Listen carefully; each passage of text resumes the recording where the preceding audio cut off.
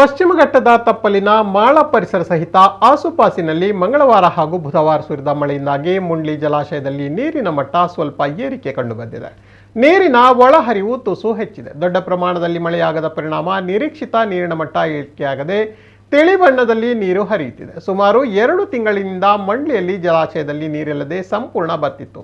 ಪರಿಣಾಮವಾಗಿ ಕಾರ್ಕಳ ಪುರಸಭಾ ವ್ಯಾಪ್ತಿಗೆ ರಾಮಸಮುದ್ರವೇ ಆಶ್ರಯವಾಗಿತ್ತು. 3-4 ದಿನಗಳಿಂದ ಇಲ್ಲಿನ ಪಂಪ್ ಹೌಸ್ನಲ್ಲಿ ದಿನದ 24 ಗಂಟೆಯೂ ನೀರೆತ್ತುವ ಕಾರ್ಯ ನಡೆಯುತ್ತಿದೆಯಾದರೂ ನೀರಿನ ಒಳಹರಿವು ಕಡಿಮೆಯಾಗಿರುವುದರಿಂದ ನೀರು ಸಂಗ್ರಹಗೊಂಡು ರಾಮಸಮುದ್ರದಲ್ಲಿರುವ ನೀರು ಶುದ್ಧೀಕರಣ ಘಟಕಕ್ಕೆ ಸರಬರಾಜು ಮಾಡಲು ಒಂದಿಷ್ಟು ತ್ರಾಸದಾಯಕವಾಗಿದೆ. ಮುಂದಿನ ವಾರದೊಳಗೆ ಎಲ್ಲಾ ಸಮಸ್ಯೆಗೆ ಮುಕ್ತಿ ದೊರೆಯಲಿದ್ದು ಕಾರ್ಕಳ ಪುರಸಭಾ ವ್ಯಾಪ್ತಿಯಲ್ಲಿ ನೀರಿನ ಹಾಹಾಕಾರಕ್ಕೆ ಬ್ರೇಕ್ ಬೀಳಲಿದೆ.